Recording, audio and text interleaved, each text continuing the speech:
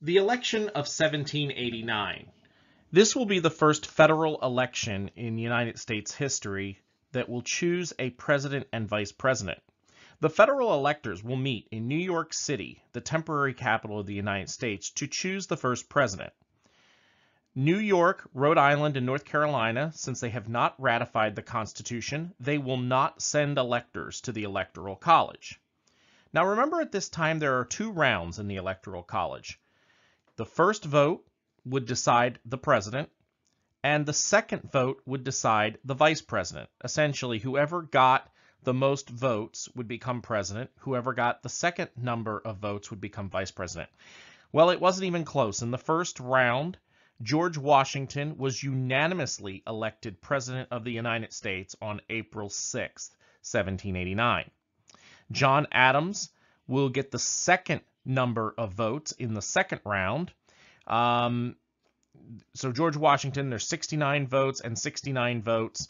And the way this works is the first round, Washington gets 69 votes. He's now president.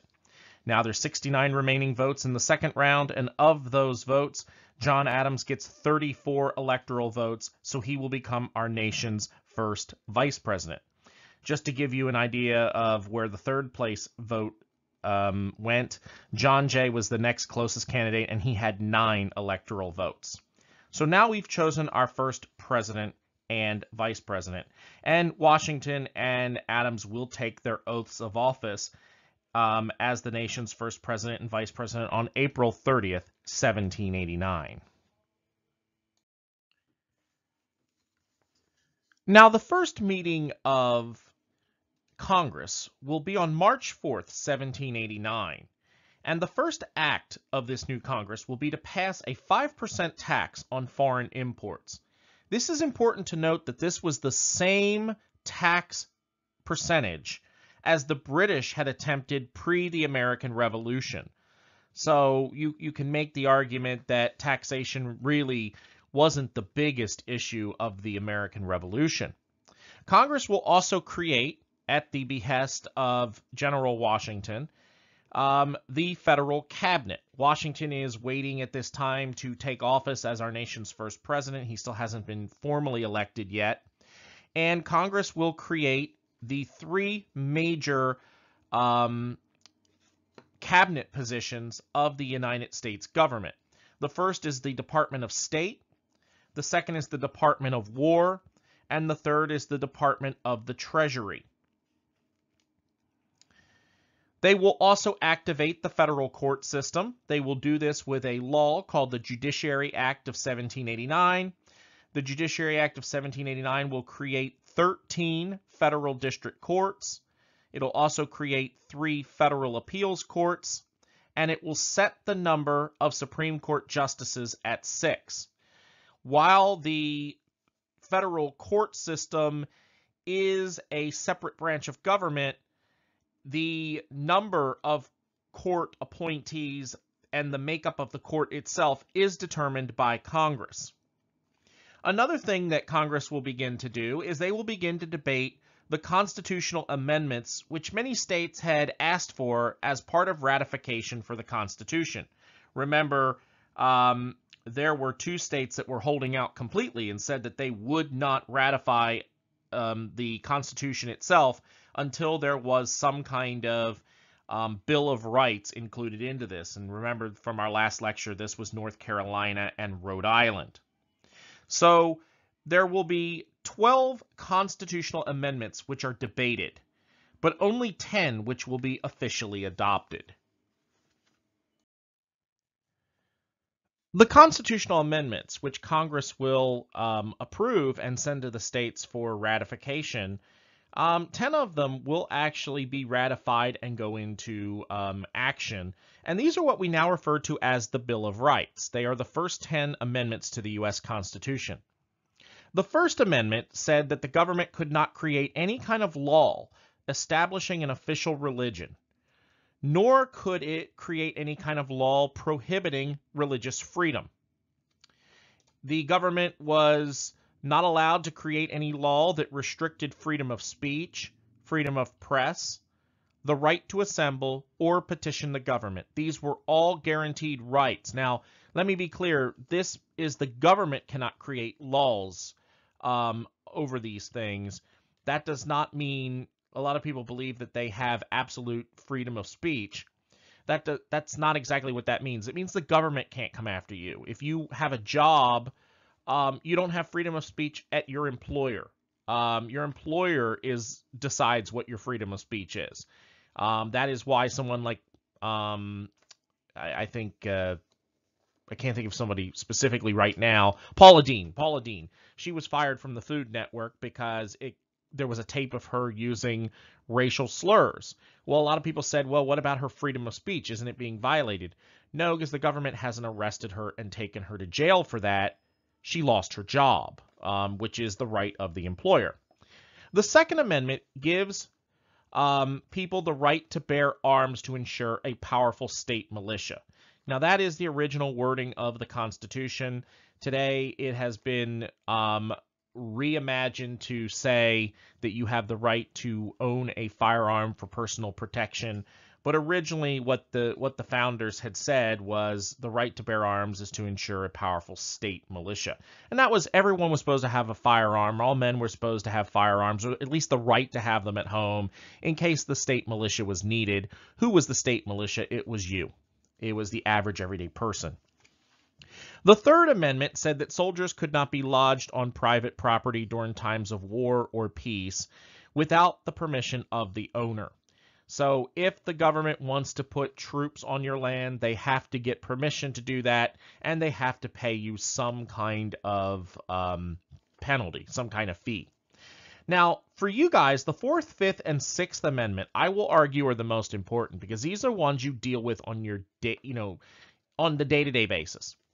The Fourth Amendment says that citizens are protected against unreasonable search and seizure, and that you cannot be searched without a warrant based on probable cause.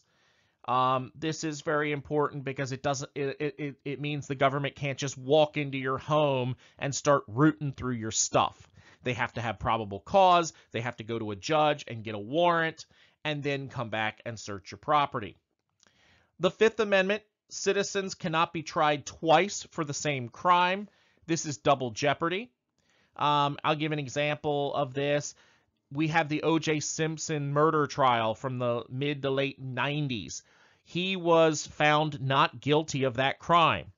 If he had come out the next day and said, you know what, I killed my wife, I did it, there is nothing that the government could have done to him because double jeopardy was now applied.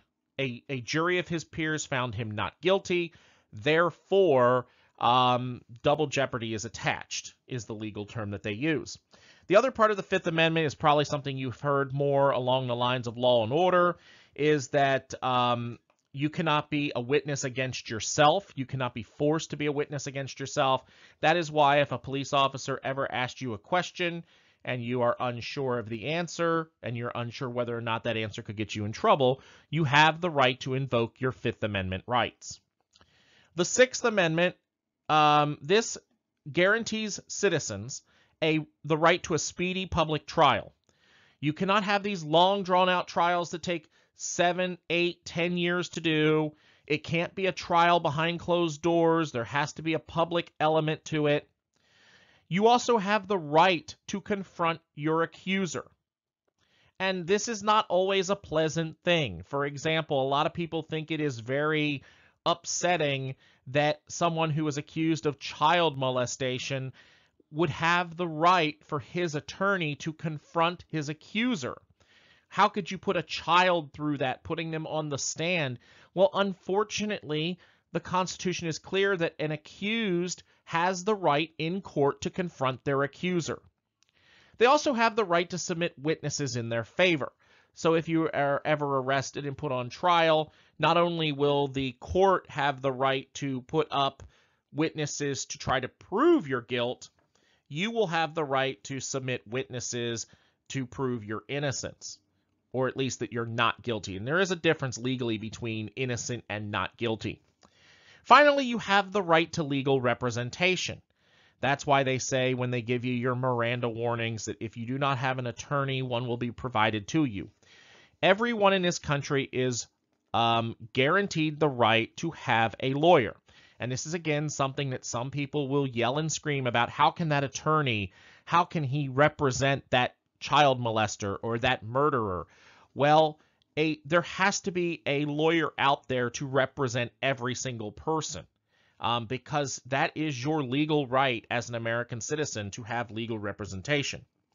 The Seventh Amendment is that citizens have the right to have civil cases heard by a jury of their peers, but only if the value of whatever you're fighting for exceeds $20. Now, obviously, $20 doesn't mean much today. $20 was a lot of money back in those days, so no one's going to court over $20. But, if the money exceeds a certain point, you have the right to hear a civil case heard by a jury, not by a judge.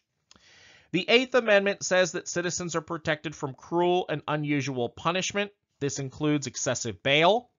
If you are arrested for stealing a pack of bubble gum or a loaf of bread, they cannot send you to life without parole. They cannot give you the death penalty because that is not, as they say, the punishment does not fit the crime. It would be a cruel and unusual punishment. The Ninth Amendment, these say that any rights that are not specifically mentioned in the Constitution cannot be denied. So if there is something that is not specifically said in the Constitution, that means unless a law is passed and it does not conflict with the Constitution, that those things are up to the average everyday person. Finally, the 10th Amendment, any powers not mentioned in the Constitution are left to the states to decide. An example of this would be alcohol consumption age. Technically, there is no national age for drinking alcohol. States decide that on their own. Same thing with driver's licenses. States decide what age it is that you can get a driver's license and how you get that driver's license.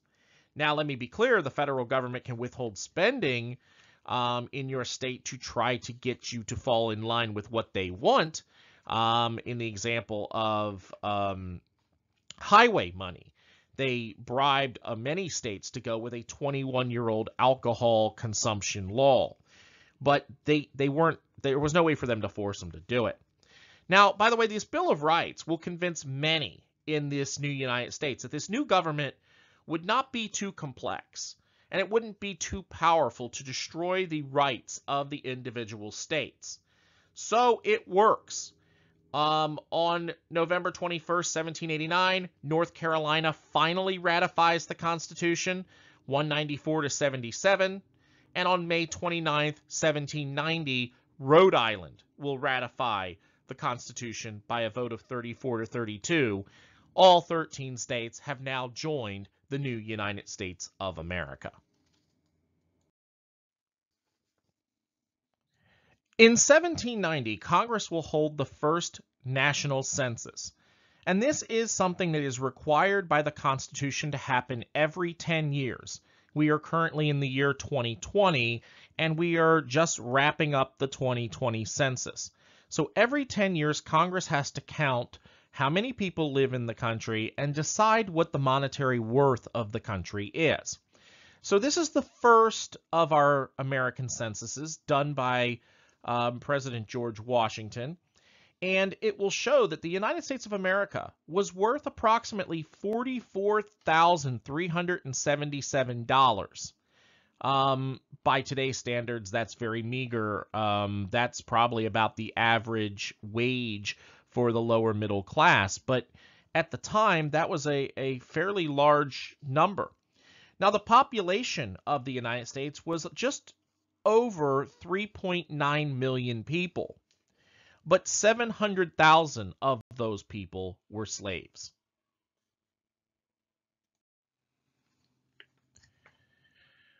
George Washington will be president from 1789 to 1797. George Washington was born on February 22nd, 1732. He was born at a place called Pope's Creek, in the Virginia colony. It's near present-day Colonial Beach, Virginia. He was the son of Augustine Washington and his second wife, Mary Ball. The Washington family was a moderately prosperous Virginia gentry family, meaning they were landowners. His father died when he was 11 years old, and it was up to his half-brother, Lawrence, to become his surrogate father and mentor. Due to his family commitments, he was not able to go overseas for schooling like other men of his social class, and he instead became a royal surveyor for the colony of Virginia. This meant that he helped place survey markers and helped to draw the maps. He will accompany his brother, Lawrence, to Barbados in 1751 so that he could help him recover from tuberculosis. Unfortunately, while he's there, he does come down with smallpox, which left his face scarred. But luckily, he was immunized from further outbreaks, so he will be permanently exempt from ever getting smallpox again. His brother does die in 1752. He will inherit his brother's estate, Mount Vernon. George Washington will marry in 1759 a 28-year-old widow by the name of Martha Custis. He will adopt her 2 children, but he never has any natural children of his own. We do believe that this is because Washington may have been sterile due to his smallpox illness. His marriage to Martha was generally a marriage of love and self-respect, although it did also greatly enhance his land holdings and social status. He had already been one of the wealthiest men in Virginia, but marrying her, the heiress to the Dandridge family, and also someone who had in her son's name inherited the lands, became a very, very wealthy landowner. Prior to becoming president, he was a member of the Virginia House of Burgesses, which was the colonial legislature from 1758 to 1775. He was a delegate from Virginia to the Continental Congress from 1774 to 75, and then most famously, he was Commander-in-Chief, Continental Army, 1775 to 1783.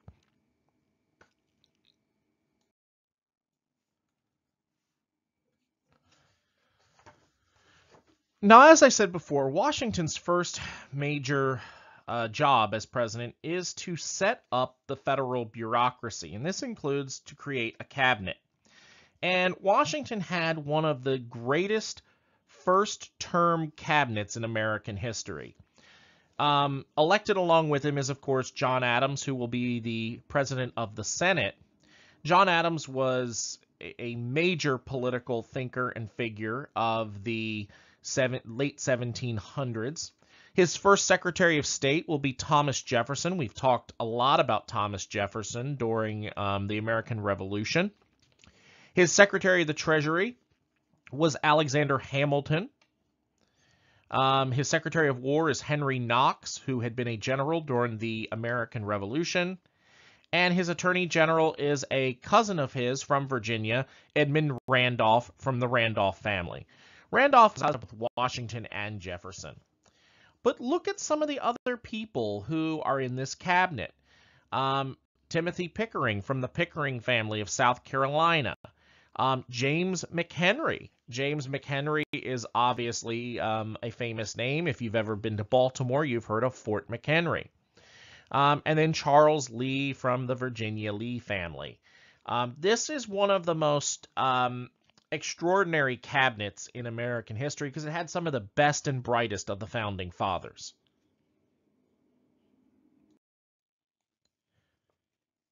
Now, President Washington was very aware that he is the first president of the United States, and therefore he would have to set a precedent for future leaders. He'd also have to create the office of the president. He'd have to make it respectable. So the first priority of his administration was to create a certain aura around the presidency. Washington had a carriage drawn by 6 cream-colored horses for public functions. He had servants attend to his needs at the presidential mansion in New York on Broadway. He also chose to use the cabinet for political advice, using opinions of the various people that we just talked about to help shape policy. Because he understood the idea of separation of powers, being that he was the president of the Constitutional Convention, he will never campaign or never endorse any candidate for Congress. He believed that the role of the president was to propose legislation and that Congress should legislate, and he would sign their bills, and therefore he had no real care as to who was in Congress.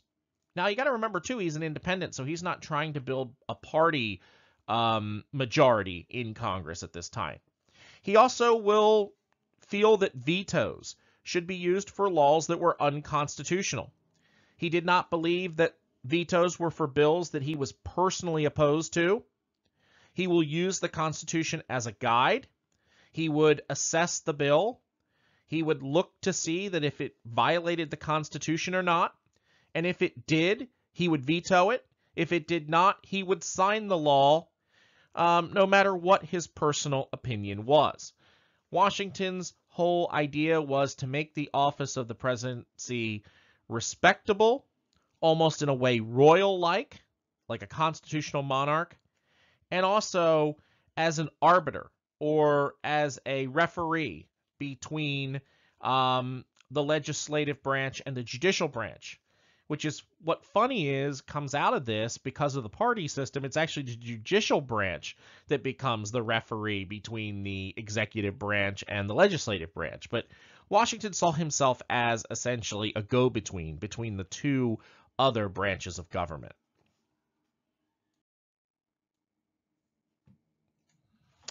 Now let's first look at the economics of the Washington administration. And first we need to look at the actions of Secretary of State Alexander Hamilton. At the time Hamilton takes office as Secretary of State, the United States' national debt was approximately $54 million. All the state debts combined were approximately $25 million. So what Hamilton will do is he will do the first report on public debt, also called funding and assumption. And this is going to be a government study, and it's designed to convince the investors, both American and overseas investors, that their debts would be paid in full. And the reason they wanted to do this is to prove that the nation was solvent, that it was not bankrupt like the Articles of Confederation government was before. The federal government will now exchange old certificates for new government bonds. And these bonds would bear a slight interest. And in this way, they would assume responsibility for outstanding state debts. Congress will get this plan, and they will vote against it, mainly due to James Madison and Thomas Jefferson from afar. Madison is the leader in the House. Jefferson's kind of pulling the strings because Madison and Jefferson are political allies. So Madison and Alexander Hamilton are going to have to negotiate to try to get this passed. And Madison and Jefferson don't like this because they feel that the federal government should not be assuming state debt. But Hamilton realizes that in order for the government to remain solvent, the states need to start over again with a clean slate. So Hamilton will go to Madison and say, what can we do to get my debt plan passed? And Madison and Jefferson, they will counter that they wanted a national capital that was not in the North. At this time, the national capital was still in New York City. They wanted a more central location that benefited the whole nation. So what they do is they come up with a compromise. And the compromise is called the Residence Act. And what it will say is that a new national capital will be created. And it will be created from land ceded by both Maryland and Virginia along the Potomac River. And that this new capital must be occupied no later than the first Monday in December in the year 1800. This is the beginning of what we will call the District of Columbia, or Washington, D.C.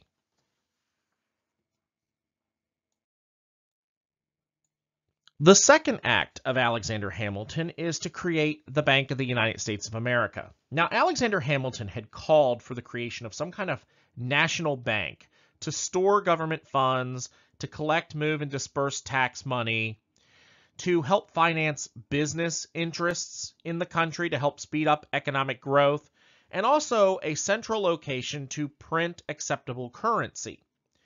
His plan was a joint stock company that he proposes to Congress in 1791, and in this, it would be a public-private bank, joint stock company.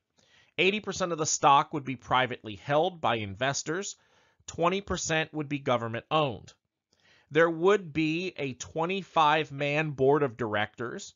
The president would appoint 5 out of those 25 directors, and they would have to be approved by the U.S. Senate. And all the interest from the government balances in the bank would be paid to private investors. So for those people to give up their money to invest in it, they would get back a share of the interest in the government balances. Now, critics of the Bank of the United States of America, mostly led by Jefferson and, believe it or not, John Adams, feared that this would create a wealthy elite class. And many of the public, especially the lower classes, viewed debt and privileged banks as a decay of public virtue. Banks were notoriously known for being corrupt. But it doesn't matter in the end, because the bill will actually pass Congress in February of 1791, and it's sent to President Washington to sign. But Washington really doesn't know what to do. He hesitates. He's concerned about whether it's constitutional or not. So he decides to get advice from his cabinet. He asks Alexander Hamilton, his Secretary of the Treasury, is this constitutional?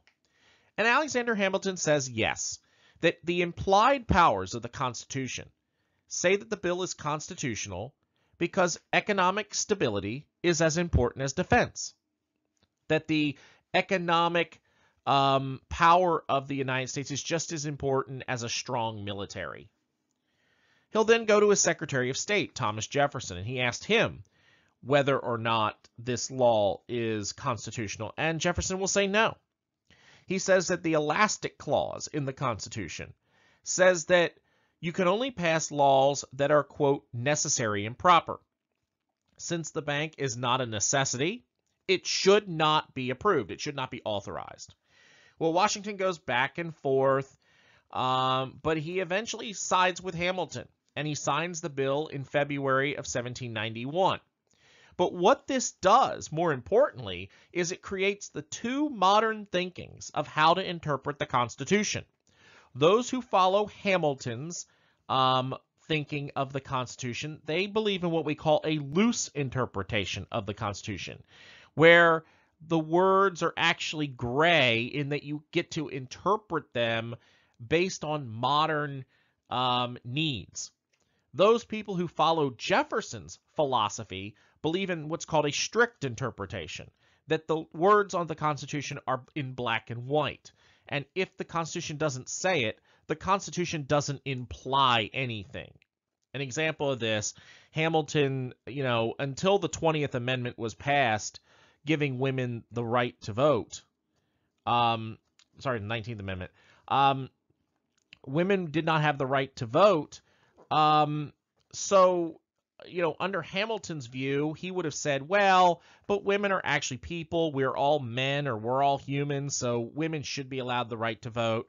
Whereas Jefferson would have said, no, I'm sorry, the Constitution is clear. It says, man, you're going to have to pass a constitutional amendment in order to give women the right to vote. And that's exactly what happens in 1920. That's why I slipped and said 20th Amendment. 19th Amendment, but in 1920. So the Bank of the United States becomes highly successful. It starts out in 1791. It has 3 banks. By 1801, there are 32 operating in the 13 colonies or states. Government currency, for the first time since before the American Revolution, is it going to be accepted on face value? and it's much easier for businesses to raise capital. This is a major win for the American government, but those people like Thomas Jefferson, James Madison, James Monroe, John Adams comes around to it, but the rest, they will always look for a way to try to kill the Bank of the United States of America if they could. Finally, the last two economic policies of Alexander Hamilton during his time of Secretary of the Treasury. First, his report on manufacturers in 1791. Alexander Hamilton will send a report to Congress, and he asks for government to protect American businesses against foreign competition. And he wants to do that with government subsidies and high tariffs. And when asked who is going to pay for this, he proposes that it's the average American people who should have to pay for this, and they'll do it through higher prices and higher taxes. So it's going to be a double whammy for the average everyday American. Now, this report is not going to be supported by everybody. In fact, there is a loose coalition of people like James Madison and Thomas Jefferson that will fight this in Congress under the political argument of concentration and agrarian value. They will argue that protecting American business against foreign competition and by using federal money is just, it's picking winners and losers, and the government shouldn't do that. And so it's never fully enacted, but some parts are. In fact, the idea of giving government subsidies will start here in 1792, and tariffs will eventually happen, just not as high as Alexander Hamilton had wanted. The last thing economically that he's going to do is the Coinage Act of 1792. And this is going to replace the American pound, which had been the currency of the United States since the American Revolution. Essentially, all we did was take the British currency and just kind of change it around for our own usage. But now we will create the United States Mint, and we will set the American currency as a dollar. This will be a decimal-based system based on the number 10, which will be much easier than the British pound and its shekels and pences and half pences and toppins and all the different coins that it uses. We'll now have a penny, we'll have a nickel, we'll have a dime, we'll have a quarter like we have today. It's all based on 10, with a dollar being 10, and then you've got 100 pennies, you've got 10 dimes, and then eventually throughout the years we'll create the nickel, we'll create the quarter when we need bigger currency. Now, by the end of Washington's first term here in 1792, you see the creation of a strong central government. And now that we have a central national government, you're going to see national issues. And obviously, not everybody's going to agree. And so you're going to see discussion, debate, and settlement or compromise. This is how our government is designed to work. But it also leads to factions within the government. And these factions will eventually lead to the creation of political parties. Now, George Washington had never wanted to have political parties. He headed a non-party government of people who disagreed with him and on some issues and agreed on others. But unfortunately, his two closest advisors, Alexander Hamilton and Thomas Jefferson, disagree bitterly on policy issues. And what started out as political battles became personally bitter. And especially what was sad was Jefferson and John Adams, who were very, very close friends, during this period of time, they also had a falling out because Adams was part of the administration as vice president. Jefferson resigns as Secretary of State, and eventually Hamilton is forced out as Secretary of the Treasury as well. But these two will create the first true political parties. The first political party is called the Federalist Party, and these are people who support the government of George Washington. These people were strong supporters of the Constitution. They followed the Constitution in a loose interpretation when making policy. Their constituents were mainly rich and business interests. And when it came to foreign affairs, They wanted to be allied with Great Britain, and they were appalled by the atrocities, especially by the government of Robespierre during the French Revolution. And the leader of this will be Alexander Hamilton and eventually John Adams. Now, the next party is first going to be called the Anti-Federalist Party, but eventually they'll be called many other names: Jeffersonians. Sometimes they're called Jeffersonian Republicans or Democratic Republicans. Sometimes they're Jeffersonian Democrats. And this is the beginning. This is the infancy of what we call the modern-day Democratic Party.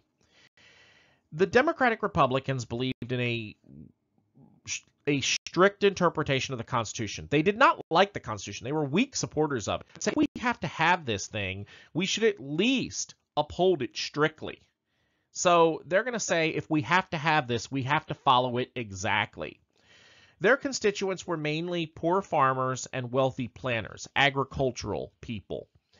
In foreign affairs, they wanted to ally with France. They saw France as an up-and-coming republic during this time. Great Britain was a constitutional monarchy. They said that France helped us during the Revolution, whereas we fought with the British. And they wanted to change foreign policy completely, and they will be led by Thomas Jefferson and, to a lesser extent, James Madison. Now, what's sad about this is these were all friends. These people all knew each other. They all worked with each other throughout the American Revolution. But if you think politics are bitter today, both sides become terribly bitter towards each other. And both sides began to openly go to war with each other.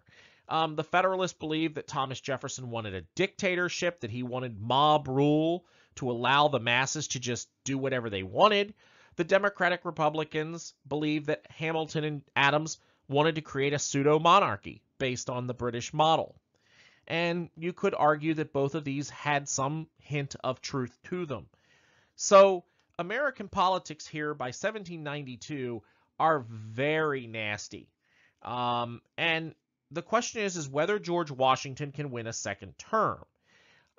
Because he is running here in 1792, but is he going to be popular enough to stem the tide of this sectionalism or party politics that's beginning here in 1792? Well, what happens is in the election of 1792, Washington is unanimously reelected. He is given another 4 years in office. Vice President John Adams will also be reelected, but it's much closer.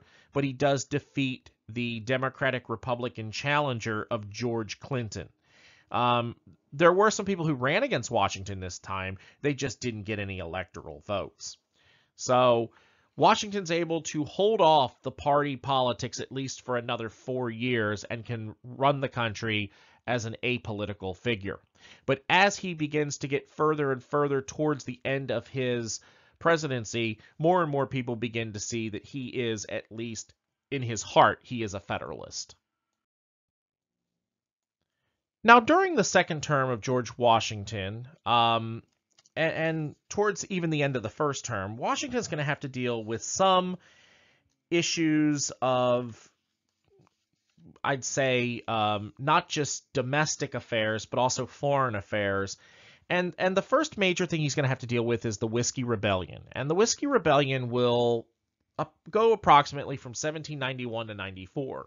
Now, what starts the Whiskey Rebellion? Well, Alexander Hamilton will get Congress to pass an 8-cent tax on American whiskey. And this will upset many of the settlers in the West because they're heavy drinkers and they can't afford the snooty wines and ciders of New England and the South. So they drink the common man drink of whiskey. And so resistance is intense in western portions of the United States. Now, you're going to see this and say, Western, what are you talking about? But places like Western Pennsylvania, like Pittsburgh, that's considered Western United States at this time. And in the West, they do not like the idea of the government making money off of whiskey. And resistance is going to make it very hard for the government to even collect the tax. At one point, 7,000 rebels will march on the city of Pittsburgh to protest the whiskey tax. Now, one thing that was passed in 1792 is the Militia Acts of 1792. And this will give the President of the United States the power to take command of state militias, especially during times of imminent invasion or insurrection. So George Washington will personally lead. He won't send his generals. He'll do it himself. As President of the United States, he personally leads 13,000 troops to Pittsburgh here in August of 1792. And seeing the hero of the American Revolution, their president, leading an army into Pittsburgh, these people that were leading this whiskey rebellion will essentially stand down. Now, two are convicted of high crimes against the United States, which essentially is treason, but they are pardoned by General Washington as president.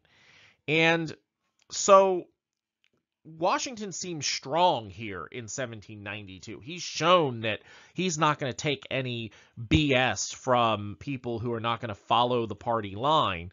But the Democratic Republicans are going to gain supporters because of this, because there are many alienated Federalists who were very upset with this whiskey tax, and they see Washington leading these troops against them as the government putting them down.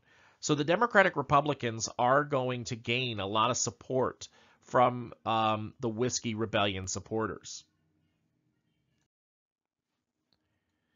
Now, Washington will also have to deal with Western expansion. And we had these lands out to the west that we had already gained from our independence. And the question is what to do with them. Well, white settlers began moving into the Ohio River Valley here in the 1790s. And Native Americans are not happy with this because they were promised that white settlers would stay out of that area. So they will attack and defeat not only the settlers, but state militias that are sent in to protect those settlers. So Congress is forced to raise a 5,000-man standing army to secure the western expansion. It doesn't work, though. By 1792, the natives have virtually driven out all whites from what we call the Ohio country, the territory that will eventually become Ohio, Indiana, Illinois, places like that. And so in August of 1794, Washington is forced to send General Anthony Wayne, or General Mad Anthony Wayne, into the Ohio country, and he will defeat the natives.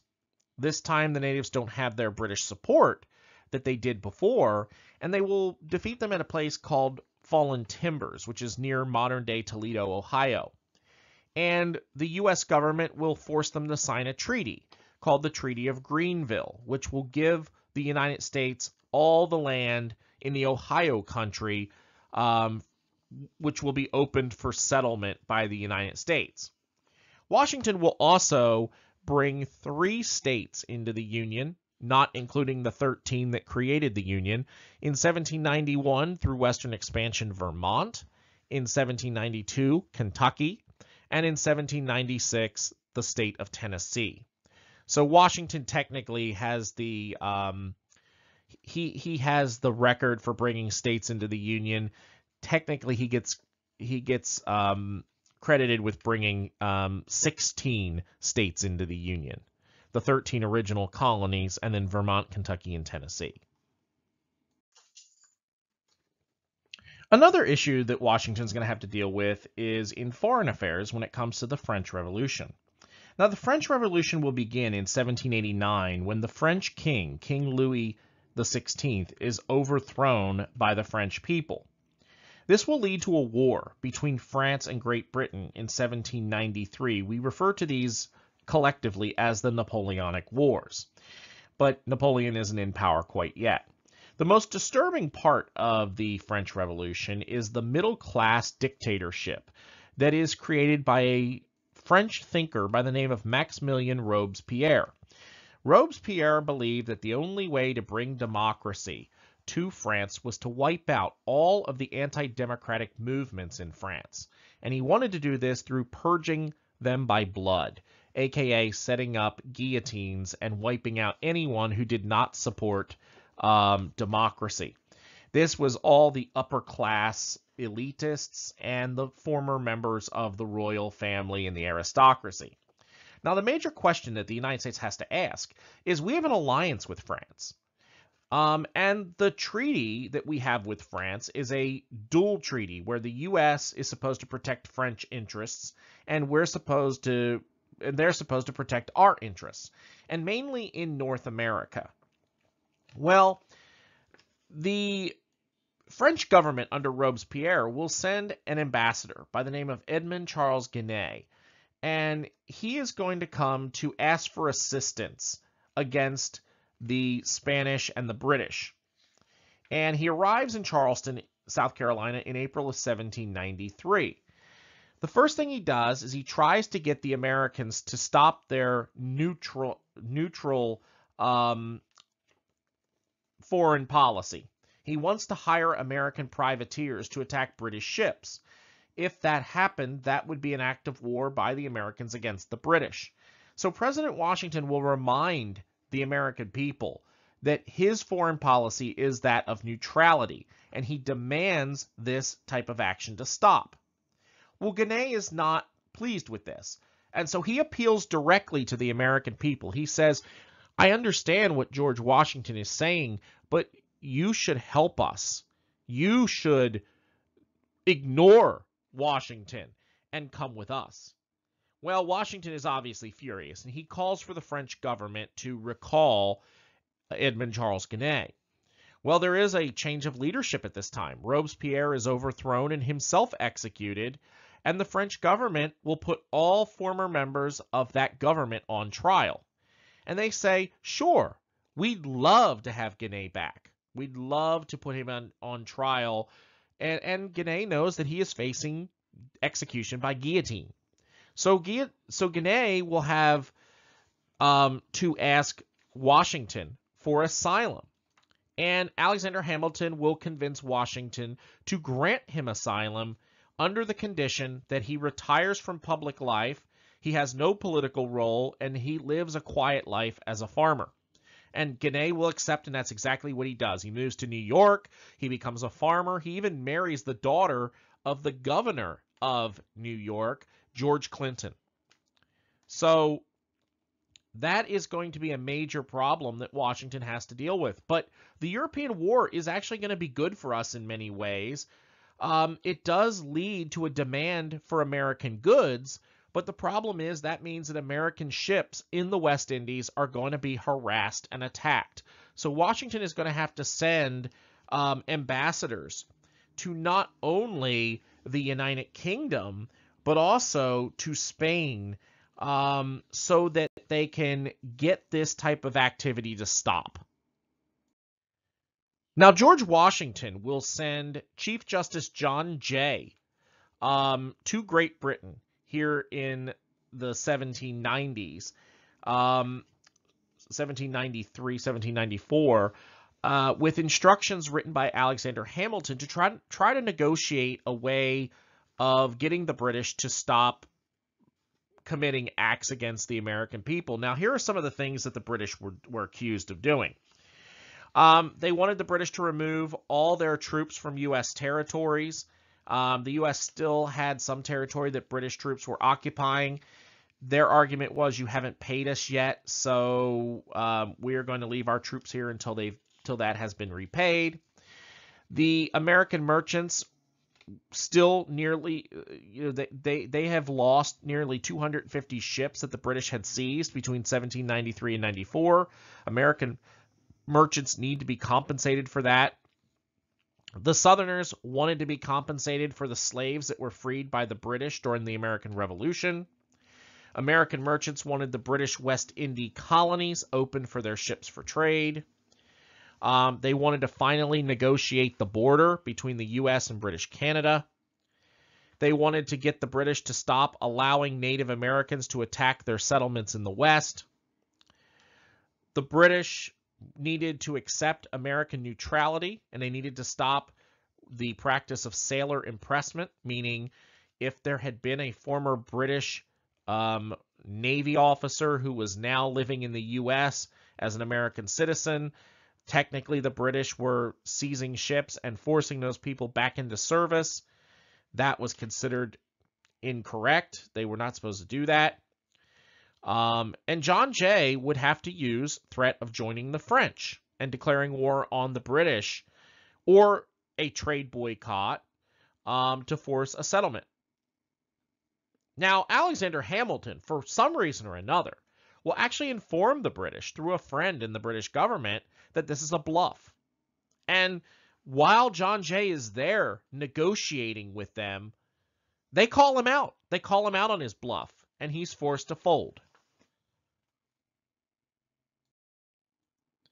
Knowing that he's bluffing, the Treaty of London of 1794 is very pro-British. The British would agree to evacuate their forts in the American Western Territory, so the Americans do get that.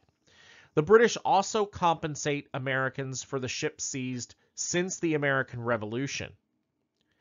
Asian and West Indies colonies would be opened for American ships to trade, but the British would have the right to limit the size of the ships and what goods they were allowed to trade. And the U.S. would be forced to finally pay all their pre-revolution debts owed to British merchants. But the British were never forced to accept the rights of neutral ships. They were never forced to make restitution for slaves freed during the American Revolution. They also would not compensate Americans for the ships seized until all British merchants were paid for their debts. So this treaty is a humiliation. The Americans get technically nothing that they already legally didn't have from the Treaty of Paris of 1783. And the American public is angry and shocked when the treaty is leaked to the press. They actually begin to consider John Jay a traitor. The House of Representatives actually wants to review the treaty, even though they have no legal authority to review a treaty. That is, the president negotiates, or his people negotiate, and the Senate has to ratify. Washington, he doesn't repudiate the treaty. He sends it to the Senate. The Senate ratifies it with a bare 2/3 majority, 20-10. And when they do that, Washington signs it into law. This is a major blow to his popularity, and if he runs here in the next election here in 1796, Thomas Jefferson has already announced that he is running for president, and he will make this a central issue of the next election. Now, on the other hand, the Spanish had feared that the British and the Americans would eventually side together and attack their possessions in North America. And so because of this feeling, they began to negotiate with other people, the French and others, and began to diplomatically retreat from the British and the Americans. And one of Spain's biggest fears was obviously their port city of New Orleans.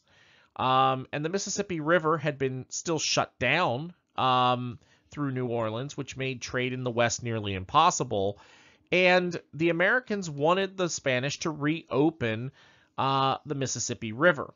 So President Washington is going to send Thomas Pinckney to negotiate with the Spanish and hope that he has a better negotiation than John Jay did the year prior. Well, the treaty that Pinckney will negotiate with the Spanish is called the Treaty of Madrid of 1794. We call it here in America Pinckney's Treaty. And what we get is Spain will give up claims to any part of the U.S. north of the 31st parallel line, meaning the modern-day northern boundary of Florida. They will no longer claim parts of Georgia or any of the rest of the American states. Spain will also promise to control the Indians in Spanish Florida, which they had been neglecting for a while. And Spain will also give the U.S. the right to navigate the Mississippi River and to use their port city of New Orleans, as long as they are respectful and mind the rules. Now, Jay and Pinckney's treaties, even though they are both seen as disasters, let me be clear that, and I want to address this while we're doing Pinckney's treaty versus Jay's, because Jay's gets such a negative rap, but what are the positive aspects of both these treaties? Well, They will normalize a relationship with the United States, the United Kingdom, and Spain. The United States and the United Kingdom will grow closer at this time. Spain, they're afraid of losing their territory, so they're going to be happy to normalize relations. The only people that are going to be upset by this are France. France feels that they still have a valid mutual defense alliance with the U.S., and so in retaliation, they're going to begin to seize our ships. So we get the British to kind of back off and the Spanish to back off, but now the French are going to go full tilt into this. So the effects of both the Jay and Pinckney Treaty are positive, but we do end up making an enemy of the French. One aspect of America we haven't talked about since the Three-Fifths Compromise is slavery. And remember, there was rules in Congress that slavery itself as an institution, whether it could exist or not, had a moratorium of about 20 years that nothing could be discussed. But they could regulate certain acts of slavery. And so there's two main laws that are passed at this time. The first is the Fugitive Slave Act of 1793. This will make it a federal crime for any person to assist an escaping slave. It also will give the owner of that slave the legal process to recover their property, their runaway slaves. So if you are a white person in the North and you're assisting an escaped slave, that becomes a federal crime. The other thing is the Slave Trade Act of 1794. This will prohibit the exportation of slaves from the United States. All slaves that are bred here in the U.S. have to stay here. They can't be sold overseas to foreign countries. These will be the first major slave regulations here in the United States after the American Revolution. Now let's look at the election of 1796. Now, most people felt that George Washington would run for a third term. So it was a surprise in September of 1796 when President Washington announced his retirement. He did so in a farewell address that was published in all the local papers, which was written by Alexander Hamilton. This letter was designed to serve partisan ends, as Hamilton wanted to ensure that a Federalist succeeded President Washington for the presidency to advance the constitutional Federalist cause. Washington himself hoped that his retirement would destroy any chance of opposition to organize an effective resistance in the election of 1796. He hoped himself that a Federalist would follow him due to the fact that the Democratic Republicans or Jeffersonians were becoming more and more extreme when it came to the federal government. Now, Washington's letter will address three major issues. The first is that he warned against divisiveness of political parties, and he begged for the American people not to create them. He also reminded Americans that prosperity in one state meant prosperity in all states, and that all states were equal. Therefore, the states should work together. Finally, Washington warned against permanent alliances. He felt that a temporary alliance for defense or trade treaties were fine, but that nothing should ever be permanent, that our friends should always be trying to earn our friendship. And so here in 1796, due to Washington refusing to seek a third term, this will set up the first truly contested presidential election in American history. And this election's going to be held during a period of great distrust. You've got these two new political parties, the Democratic Republicans, the Federalist. The Democratic Republicans are fearing that the Federalists are still trying to create a British constitutional monarchy. The Federalists are still fearing that the Democratic Republicans are trying to hand over the new government to French-style radicals. And so this will set up the election, and there's four people running at this time: John Adams, Thomas Jefferson, Thomas Pinckney, and Aaron Burr. And it's obvious by this point that the clear favorite to succeed Washington would be his vice president, John Adams, and that the Democratic-Republican nominee would be the former Secretary of State Thomas Jefferson. You know, he had already announced as early as 1794, 1795. Now, this campaign is going to be quick, but it's going to be vicious. The usual attacks on both sides. The most damaging pre-election event, though, was the French ambassador endorsing Thomas Jefferson for president. This was terrible for Jefferson, especially for him trying to say he's not going to turn over the government to French mobs, French-style radicals. And also, his constant attacks on George Washington and his administration will not endear him to the American people.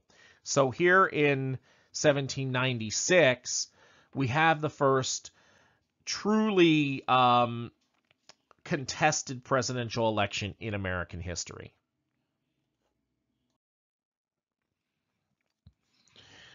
So for President of the United States, the Federalists will nominate Vice President John Adams from Massachusetts. He was the natural successor to George Washington, being that he served as the nation's first vice president. To balance out the federal ticket, the Federalist Party chose as their vice presidential nominee Governor Thomas Pinckney of South Carolina. The Democratic Republicans, or Jeffersonians, chose as their party nominee Secretary of State Thomas Jefferson from Virginia.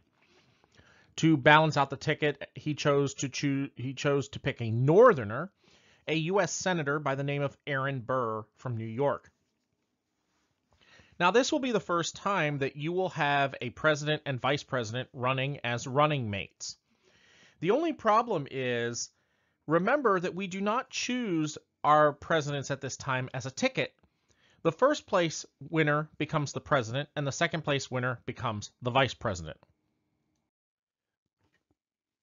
So as a result of the constitutional provisions for choosing president and vice president, when the vote comes down, John Adams comes in first with 53.4% of the popular vote and 71 electoral votes.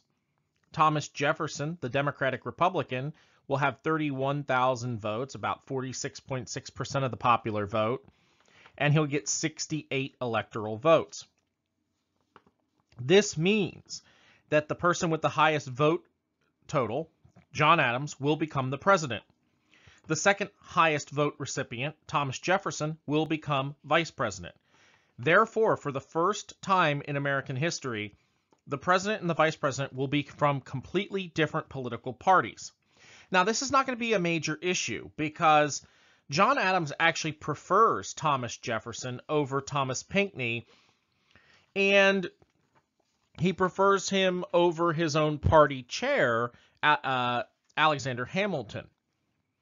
For his part, Thomas Jefferson believed that Adams would make a great president if he could just relinquish this bias towards the English-style governing.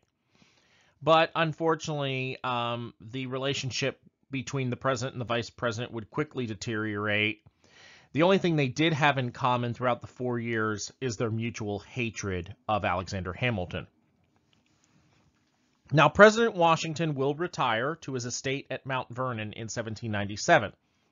And except for a brief period where he comes out of retirement and is appointed Commander-in-Chief of the U.S. Army in the 1798 time period, he pretty much remains in retirement until his untimely death in December 1799.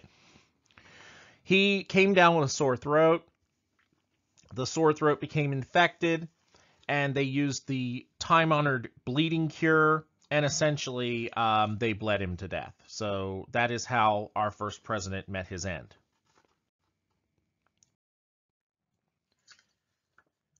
John Adams. John Adams is president from 1797 to 1801. John Adams was born on October 30th, 1735 in Braintree, which is now Quincy, Massachusetts colony, British America. He was the son of John Adams Sr. and Susanna Boylston. He was a sixth-generation descendant of Henry Adams, who came to the Massachusetts Bay Colony in 1638. So the Adams family goes all the way back to the earliest days of American history.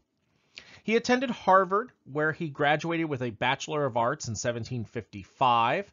His father had wanted him to become a Puritan minister, but he didn't want to join the clergy. He wanted instead to have a career in law. He got a Master of Art from Harvard in 1758 and then passed the bar, becoming a lawyer. His career was essentially in law throughout his entire life. He actually defended the British soldiers involved in the Boston Massacre, which is a job that obviously put him at odds with his cousin, Sam Adams. He was elected to the Massachusetts General Court. He was a delegate to both the First and Second Continental Congresses from 1774 to 1777. He was also on the drafting committee for the Declaration of Independence. He served as the minister to the Netherlands from 1782 to 1788. Prior to that, he had been the U.S. envoy to the Kingdom of France from 1777 to 79. He was the U.S. minister to the United Kingdom from 1785 to 1788. And finally, he was the first vice president of the United States from 1789 to 1797. Adams will have a real problem here. He will, of course, obviously have Thomas Jefferson as his vice president, but he's also going to inherit the cabinet of George Washington. His Secretary of State will be Thomas Pickering. His Secretary of the Treasury will be Oliver Wolcott Jr. Secretary of War will be James McHenry, and his Attorney General will be Charles Lee, all holdovers from the Washington administration.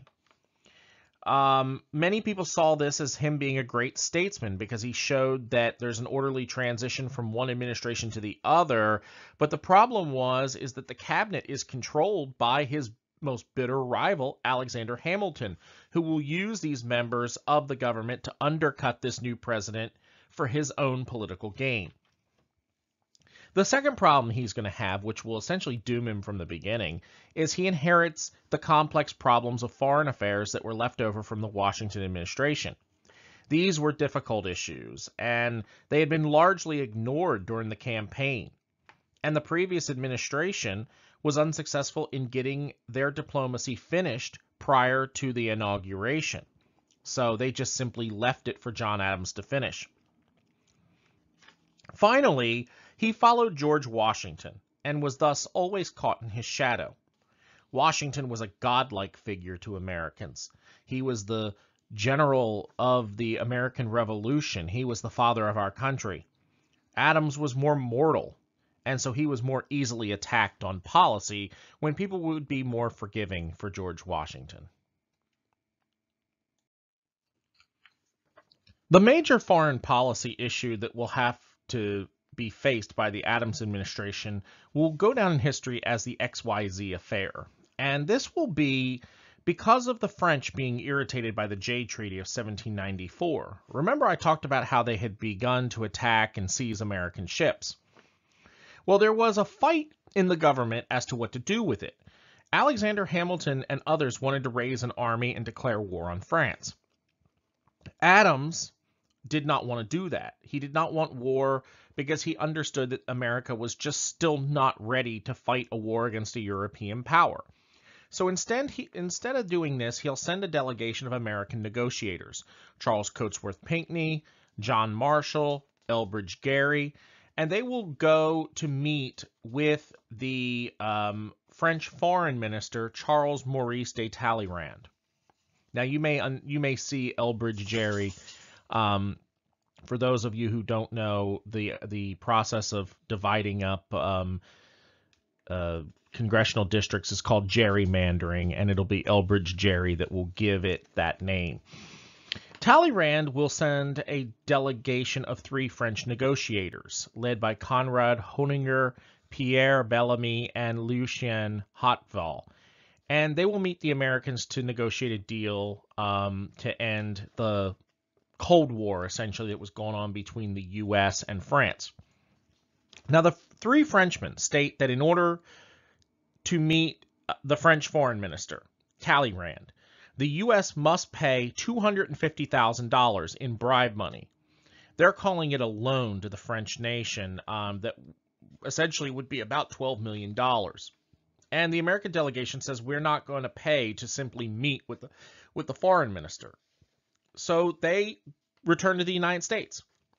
When they return, the Americans will give a report to Congress about the incident, and the government decides to keep this affair private so that the American people don't get riled up and want war. Well, Vice President Thomas Jefferson, he sees this as a chance to destroy the Federalists and their hold on power. So he demands that these documents be released to the American people, and President Adams agrees. He allows the newspapers to print the report to Congress. The only thing that they do is they redact the guys' names. Instead, they call the French negotiators X, Y, and Z, which is why we call it the XYZ affair. The American people, by the way, were outraged. Public sentiment has turned against the French. They want war. You see newspapers beginning to print editorials declaring that the U.S. would pay millions for defense, but not a single penny for tribute. And by the way, President Adams, he hated the French. He always wanted to be allied with the British, but he had always wanted to hold off war because he knew the U.S. was not ready, and it wasn't the right thing to do. And now his own Federalist Party, they were unified in their support for armed conflict. By the way, Jefferson's sitting back laughing because he wants to be allied with the French, and he's hoping that once he takes power, he'll be able to do that. So this is Jefferson essentially selling out Adams so that he can get the presidency. So this brings us to a quasi-war that will break out between the United States and France here in 1797-1798. And what will happen is that John Adams is forced to create the Navy Department in order to protect American shipping in the Atlantic. And he's forced to order the construction of a new 40-ship Navy.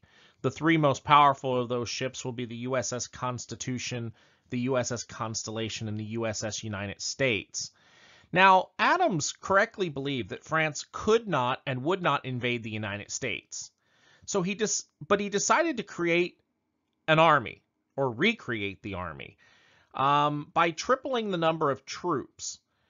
He also asked George Washington to return as the commander-in-chief, and Washington agreed to do that, and he would remain the titular commander of the U.S. Army until he died on December 14th, 1799.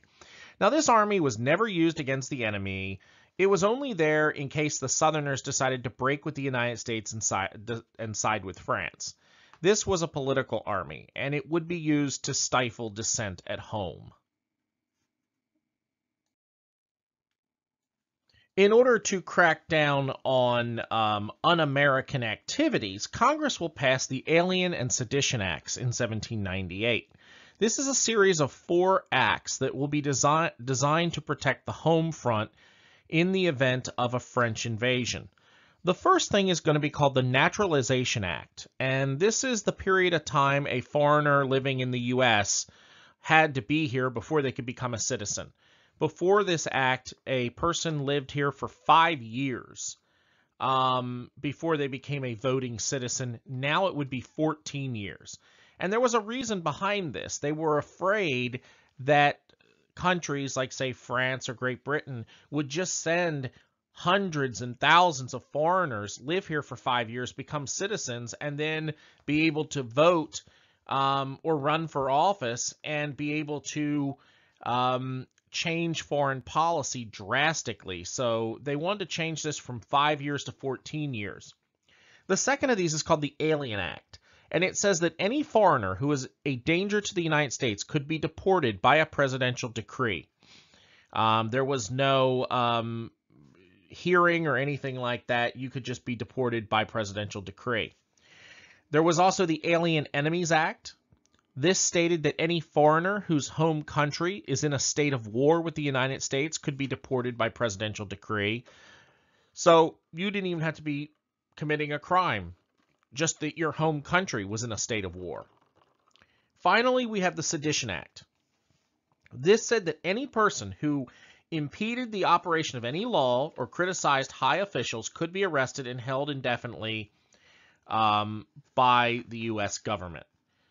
This, in many ways, also could be used to stifle free speech, free political speech. Now, the Alien and Sedition Acts, even today, they are still considered to be the most repressive measures that are ever passed through Congress. Under the Alien and Sedition Acts, 25 people were actually arrested for crimes, mostly under the Sedition Act. Of those 25, 10 were convicted, and those convicted were sentenced to jail time and a fine. But during this time, the Democratic Republicans, who had been arguing that these were unconstitutional, they believed that these were their ticket to winning power in the election of 1800. And that they would be a great piece of party propaganda. They would literally make the Alien and Sedition Acts the message to show that they are the clear alternative to the Federalist in 1800. So many Democratic Republicans will actually go out and commit crimes under the Alien and Sedition Acts, hoping to get arrested, sent to jail, and become martyrs for the cause. One of these is Representative Matthew Lyon, who in Congress stated that John Adams, quote, misled the nation in the quasi-war. He was then arrested and sentenced to prison time. By the way, he was reelected to his House seat while he was in federal custody. So, you know, Democratic Republicans will begin making a big political name for themselves. Now, Thomas Jefferson and James Madison, they both agreed that these acts were dangerous. They didn't necessarily go as far as to say they were unconstitutional, but they thought they were definitely dangerous. But they disagreed on how to proceed. So what they eventually decided to do was write a series of anonymous opinions known as the Kentucky and Virginia Resolutions, or the Kentucky and Virginia Resolves. And they were published in 1798. And what these said is that the state governments had the right to set aside federal law with a vote in the state legislatures. Now, this was purely propaganda. Both James Madison and Thomas Jefferson both secretly agreed that federal law was supreme to state law, but they're using this as a way of ingratiating themselves to dissidents who may be tired of the Federalist Party. Now, at the end of the Adams administration, Napoleon Bonaparte had seized power in a coup in 1799 and had himself named first consul of the French state.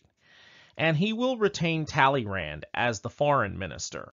And he begins to negotiate for peace with the United States. So John Adams begins getting overtures of peace, and he'll send a delegation led by William Van Murray to France to negotiate with the Bonaparte government.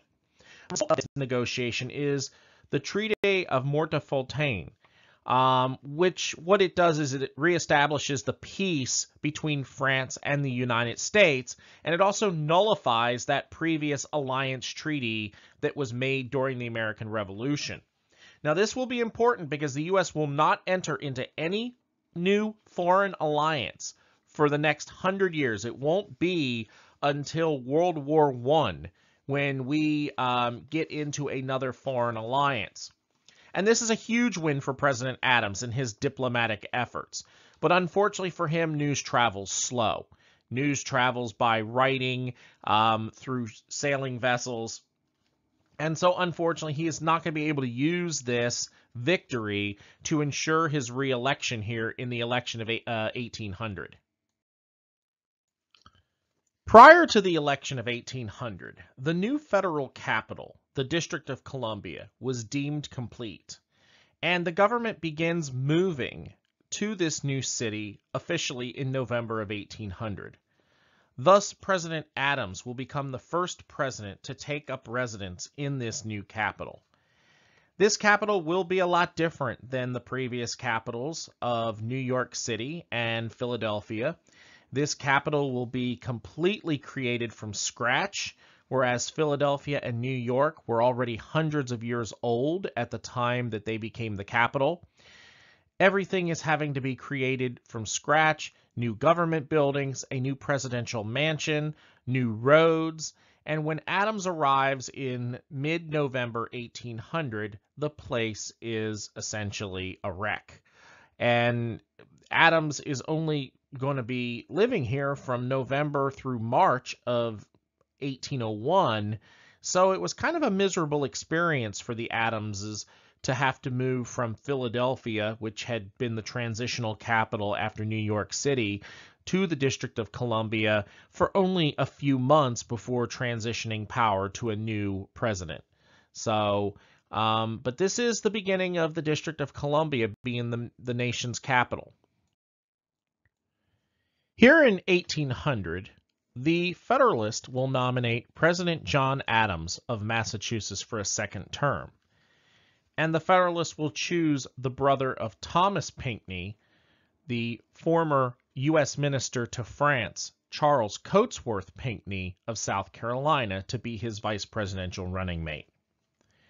The Democratic Republicans will again choose Thomas Jefferson, the current vice president from Virginia, as their nominee, and they will again nominate Senator Aaron Burr from New York. This will be a rematch, minus the switch of brothers for vice president for John Adams. This will be a rematch of the election of 1796.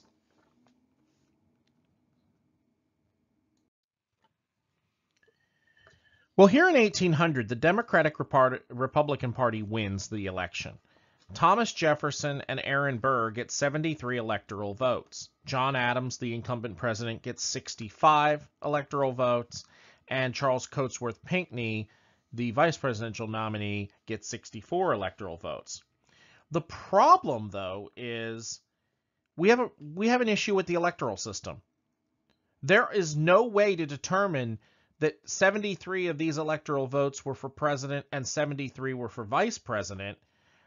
Therefore, this election is a tie. And in a tied election, it's the House of Representatives that decides who the new president will be. Now, by the way, Aaron Burr could have just simply said, well, you know, these are vice presidential electors and they're not mine. But he decides, no, he's going to contest it and try to become president of the United States over Jefferson, his running mate. By the way, we never thought this was going to happen because we never thought people were going to run on tickets where they could tie. We always just assumed, the founding fathers believed, that whoever was the best choice would be president, the second best choice would be vice president. So the founders' electoral system is going to have to be revised here, and it will after this election. The House of Representatives will have to decide this election. It is controlled by the outgoing Federalist Party. They do not like the idea of having to vote for Jefferson or Burr, but they can't find another solution. They have to pick one of the top two candidates. So after 35 ballots in the House of Representatives, the voting is still tied. Now, Alexander Hamilton does not like Thomas Jefferson. They are not friends.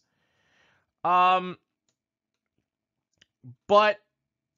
he hates Aaron Burr. He feels Aaron Burr is a much more dangerous person than Jefferson.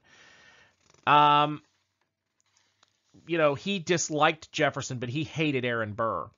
So he's going to give a speech advocating for the delegates to vote for Thomas Jefferson. And Jefferson will, in this second vote, win the presidency with 10 state votes to Aaron Burr's 4. Aaron Burr will thus now become the vice president, and Jefferson will become the president. This situation, by the way, will be resolved in 1804 with the ratification of the 12th Amendment.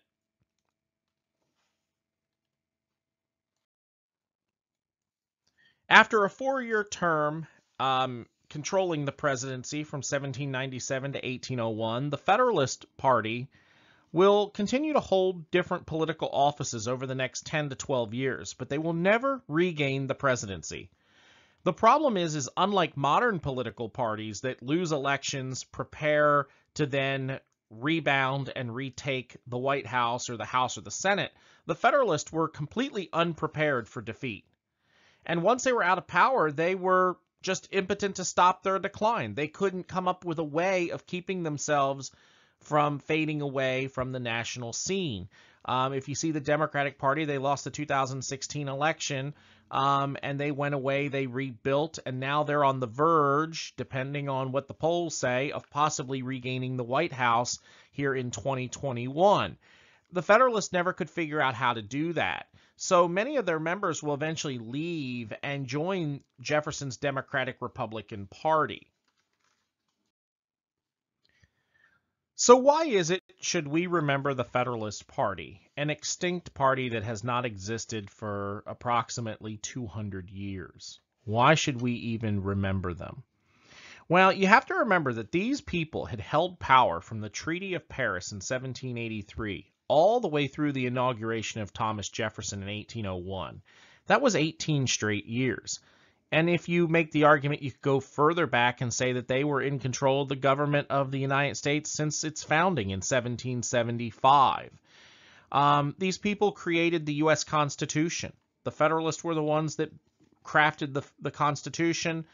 They were the ones that strengthened the federal government that we have today over the Articles of Confederation government. They established a strong financial system. They sought a diplomatic friendship with Great Britain, and also moderation with France. These people were nationalists. They were our first American nationalists. They wanted to destroy local patriotism, state and local patriotism, to create national pride. And finally, they were aristocrats. These were your upper class, highly educated people who basically would have rather had an English-style constitutional monarchy, but who were forced to live with democracy, or the democratic republic state that we have here in the United States. So the Federalists are essentially our founding fathers. Just some of them broke off and became something else. So that's why it's important to remember the Federalist. But they are also a good warning as to what can happen if a party doesn't evolve and change over time. Now, even though President-elect Jefferson will now be taking office in March, it's only November. So President Adams will remain the President of the United States until March 4th, 1801. So the question is, what will he do with the remaining time in office? Well, the Federalists will still control the House of Representatives. And so they pass a law called the Judiciary Act of 1801, which will create 6 new circuit courts with 16 new judges. This was done essentially to remedy the defects that the court system had from the Judiciary Act of 1789, but more importantly, it was done to enable the defeated Federalists to take up some kind of government position before the Adams administration left and the Jefferson administration took over. President Adams will begin filling these positions with defeated Federalist politicians up until his very last day, March 3rd, 1801. These will be known in history as the Midnight Appointments. Now, prior to the inauguration, the Chief Justice of the Supreme Court, Oliver Ellsworth, will resign due to health reasons. So President Adams will appoint nominate his Secretary of State, John Marshall, to be his replacement as Chief Justice. Marshall will be easily confirmed by the Senate, and he will begin one of the longest tenures on the Supreme Court.